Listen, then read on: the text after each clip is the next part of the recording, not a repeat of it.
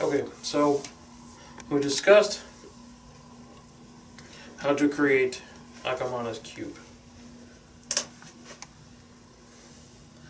And I don't have everything here with me at this point in time, but you would put hair, teeth, saliva, blood, whatever. Things that have an edge, things that are brittle, things that these Caco-Demons can make weapons out of, spiritual weapons, the Arimani things. But teeth, fingernails, bone shards, things like these they can make out of weapons. And you would put those in the box. Okay? And then also to help anchor them in, you would use lapis lazuli type stones. And we would place one inside the box. Okay? And then normally what we've done before is we've placed the other piece on top of the box to help secure them. Now, putting the box aside, in Asham Nagaha and with other stuff that we've talked about in Ocean Magic, this is the crystal specifically that we use, and over the years it's gotten smokier. It used to be clear on all sides.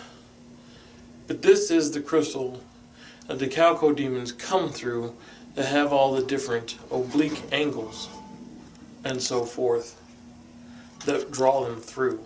And these types of crystals are both fluid and liquid, liquid, fluid, and then solid at the same time, but they're not classified as either. And that's why they bend to both worlds, and why demons or any other form of spiritual entity can use these as a portal if called through properly.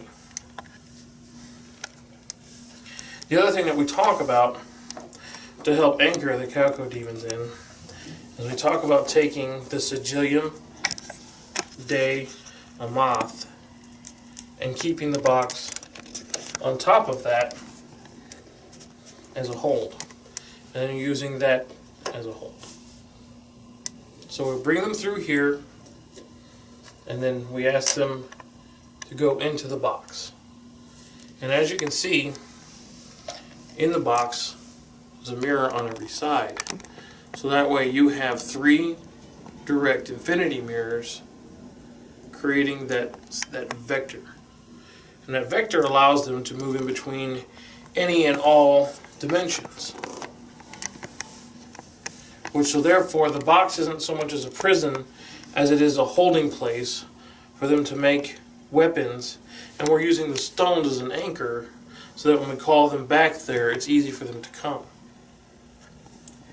Now, whereas before, we've kept secret, we haven't made reference, we've been giving a lot of misdirection when it comes to the numbers of the Caco-Demons. There are 64 total Caco-Demons. In other words, according to John Dee,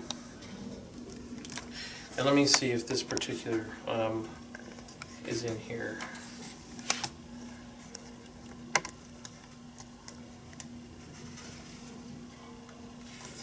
We're looking for the golden talisman is what it's called. Let me flip through it real quick and see if we run across it. But basically the golden talisman shows the 4 watchtowers being in north, south, east, and west, and then in the center is a circle. And that circle is the abyss, or the void, or what sends people into hell. You can also look at it as the top of a volcano. I'm not coming across it right away, but I will put up photos with the video so you can see the diagrams exactly as to what I'm talking about.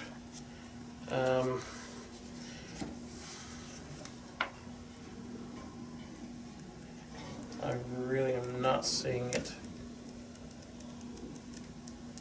May not be in this particular book. Doesn't really matter. Anyway, so it's a golden talisman. It's basically you're north, south, east, west, and then there's a circle in the center. And that circle is where the quote-unquote aethers are. And in here, you have the beginning of going into the different aethers and the different angels And this is just the beginning of it, of them coming together. And then with the entire Into the Abyss are the 30 Aethers, and within the 30 Aethers are the different angels that keep the demons from coming out of the abyss. There's the 64 Caco-Demons are stored in what they say they're stored in the 4 towers. But the angels are stored in the 4 towers as well, so it would seem kind of ridiculous to have both the angels and the demons stored in the same amount. But if you look at how a dogma is designed, again with the circle in the middle, and then if this is north, south, east, and west, these are where the towers are. There are runoff vats that are in the other 8 points. So your first 4 cardinal points, and then the in-between points are where the runoff vats are, and that's literally underground. And so, by my research and study, it shows that those Caco-Demons are in those runoff vats that are next to the watchtowers. Again, I'll put diagrams up for this to make sense. And so, in each of those is 16 Caco-Demons, which is a total of 64. There are four classes of Caco-Demons. So there is 4 of 4 classes, so 4 times 4 is 16, in each of these vats.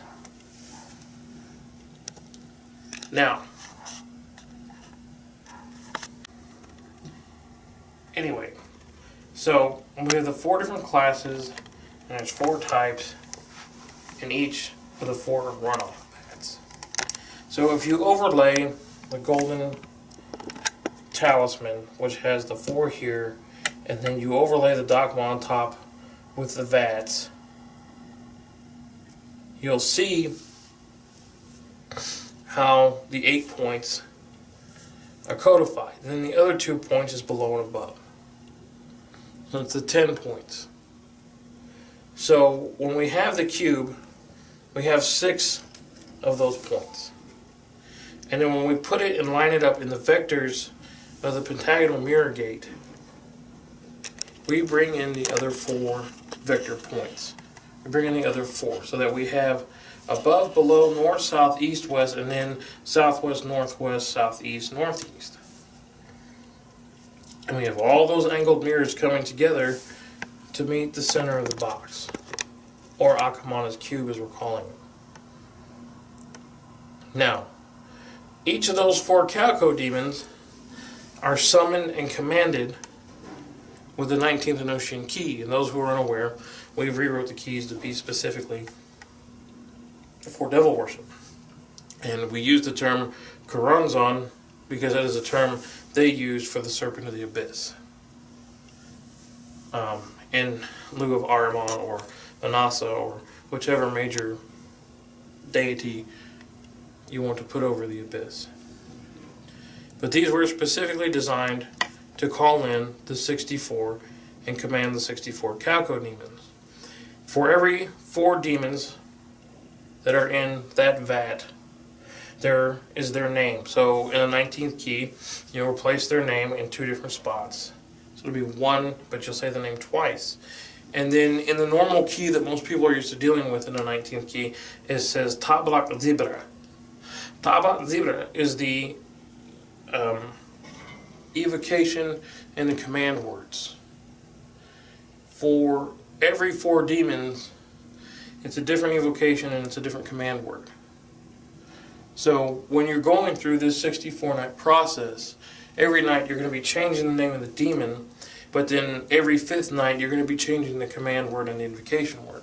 All this is in the Ashram Galha. It even explains how to create the box, and it talks about all these different things that we're talking about now.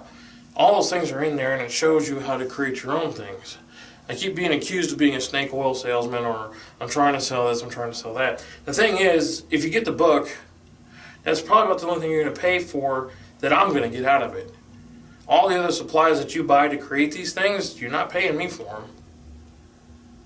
You're going to get them wherever you get them. I don't care if you pick up trash and you don't pay for them at all, or if you go to a Hobby Lobby and buy them. It doesn't matter to me, however you put this together. But the majority of you aren't even going to do the work anyway, so I don't even know why I'm talking about this. This is part of the nightly transformative rituals that have been fully flushed out because the publisher wanted everything fully flushed out. So basically, instead of the resistance of spoon feeding, which I've been refusing to do all these years, I now have a publisher who's made me rewrite everything so that it is spoon feeding. And these videos are to help with that spoon feeding, as it is said. So within the 19th key, you'll be changing out the name of the Caco-Demon every night, and like I said, every 5th night, you're going to be changing out the invocation and the command words. Once you have all 64 in and done, okay, and you have all 64 demons been directed into the box, and they're in the box with the hair, the teeth, whatever sacrifice, the lapis lazuli, yada yada yada. On that 65th night is when you'll do a full ritual. So our way of doing full rituals fully mapped out in the book, blah blah blah. And at this point you have two choices, because basically the Caco-Demons are the demons of reality. You can use and call upon the 64 to create an effective change in reality that you want to see happen, but it'll have to be a long-term thing that will require a lot of attention. And there's also the other option, which is something we've never revealed before up until this point, and you can gather 64 noxious creatures. Snakes, scorpions, hedgehogs, any type of bug, any type of thing that has poison in it, anything that lives underground, anything that's considered a noxious creature of the earth. You can have 64 of those set aside in a container. Preferably, it would be the husk of a dead animal. So let's say, to make this easy, a bunch of maggots. So you have a dead animal, it's hollowed out, and you have all the maggots in there. You go through the ritual routine, you give off what it is you're looking for mentally, then you will take the box, you'll cover it with a cloth, and you will have a hammer, and you will smash the shit out of that box. You're going to smash it into bits, you're going to tear it the fuck up, you're going to smash everything, and you're going to let the Caco-Demons out, and you're going to take the contents that's left, and all the pieces, and you're going to throw it in that husk with those maggots. Okay? Then you're going to take your menses pot, and your athame, and you're going to continue to dip it in the pot and flick the blood. Flick the menses blood on the droog. You're going to flick it, you're going to flick it, you're going to flick it, you're going to flick it, you're going to flick it. And while you're saying that, you're going to say the possession prayer, which has the sacred mantra of the spread of droog.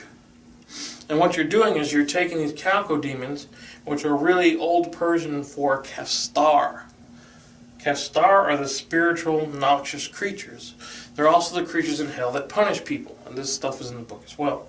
And talks about their different jobs, how they're serpents, bugs, dogs, birds, whatever the hell they got to be to torture people. But we're taking them out of hell, placing them in the box, and either using them to affect reality, or we're going to create droog, as with the maggots, by taking those 64 spirits, imbuing them into the maggots.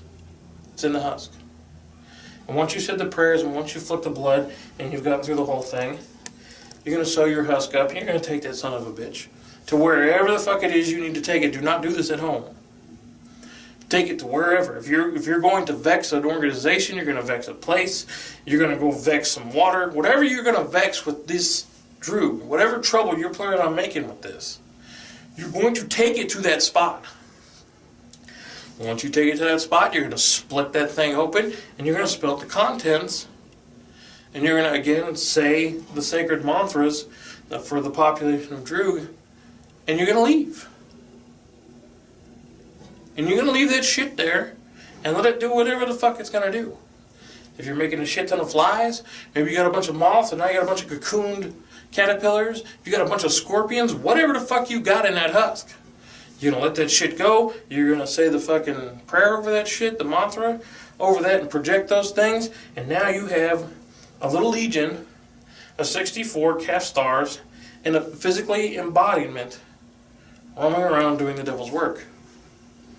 And should anything that's a carrion eat these things, So let's say you put it out and you got a bunch of birds eating those maggots. Or you got a squirrel eating those maggots. Or you got whatever eating those maggots. They are now infected with the seed of madness. And that's what a castar is. A castar is a noxious creature that has been infected with the seed of madness. The seed of madness is from eating death. Because these maggots are eating death, they're eating something dead in order anyway, and now you've put the spirit of the droog in there. The castar is now the droog, and the droog and the castar are together, so now it's mad. Ahriman's madness is seed of madness. And now you're putting that out there. Whether those things turn into other flies, whether they get eaten, and the flies get eaten, whatever. You're now spreading chaos unparalleled.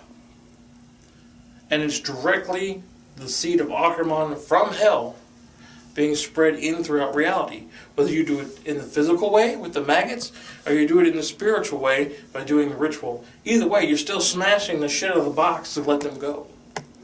And then directing them to do your will.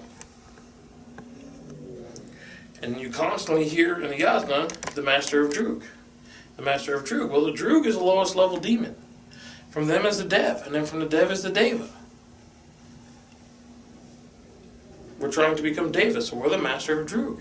And this is how we bring Droog into reality and spread the madness of Ahriman.